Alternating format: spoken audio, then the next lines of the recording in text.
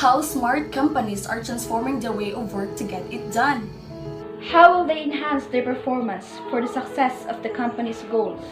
How do leaders inspire their employees to innovate? How will they able to communicate the goals in vivid language? Since we all know that there's no such things as perfection, there are risks and challenges that are inevitable and should be faced whether the company likes it or not. By that, we inspire. We communicate. We imagine the future. We recreate the same stories. And that's the start of our conversation. Hi everybody, how are you? It has been 4 months since the pandemic affected. A lot of people died. And yes, it is very alarming that we need to face another day and adopt new changes for this is new normal. We need to accept changes and set our mind that this is our new way to survive, hoping you're safe. Speaking of changes, the ability to adapt to complexity and to the continuous unpredictable change is more important than careful prepared plans. My name is Isa Larong.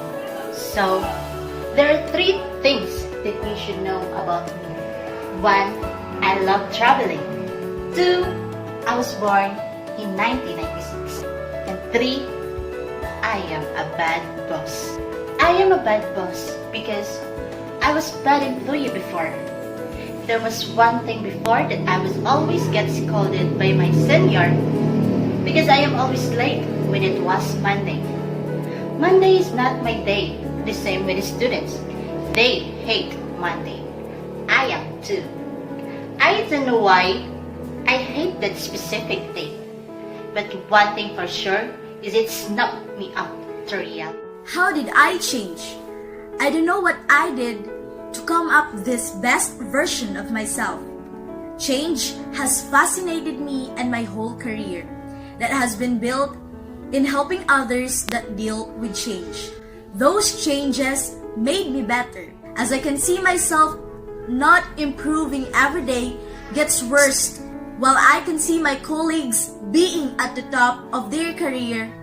Then it hit me.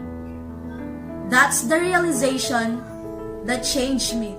For the last 5 years, my work has revolved in the business industry, and I already lead everyone to what they want.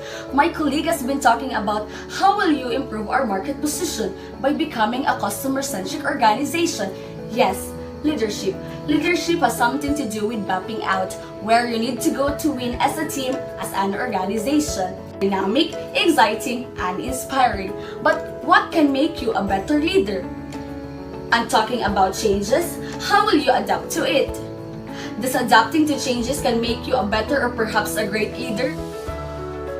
Let me tell you a story. Toward the end of 2003, a well-trained, well-equipped US Army task force in Iraq that couldn't defeat a group of poorly armed extremists.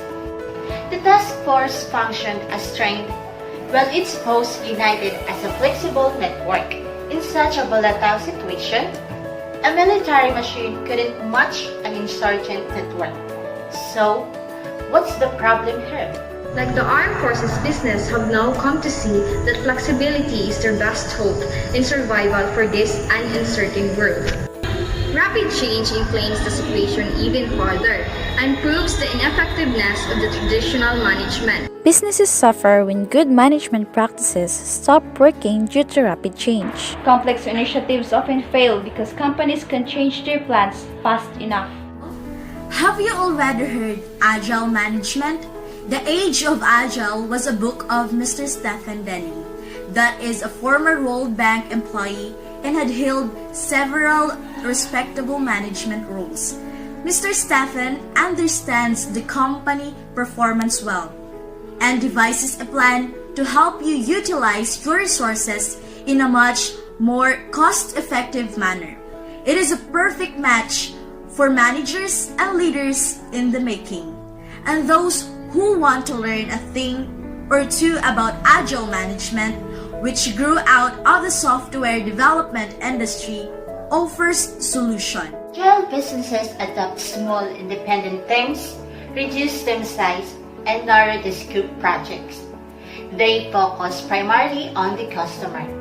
They stress the need for full-scale reforms on a managerial level by creating a superior product or service that improves the market position by becoming a customer-centric organization. Agile teams pursue precise projects that they can complete in a limited amount of time.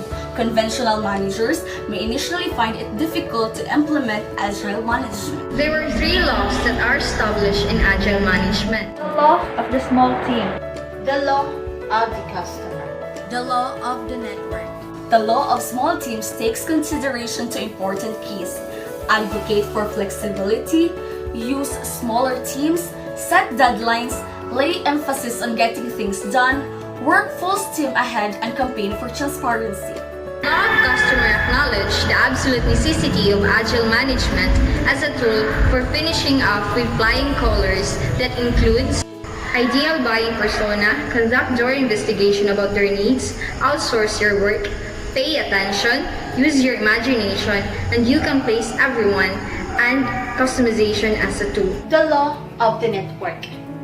Once you get all bases covered, it's time to create a decentralized network of small teams which will enforce your strategies. Smaller growth equal greater efficiency. Centralized chains of command implemented in conventional management systems are not applicable in the modern age. Thus, leaders inspires employees to do anything by their own conduct.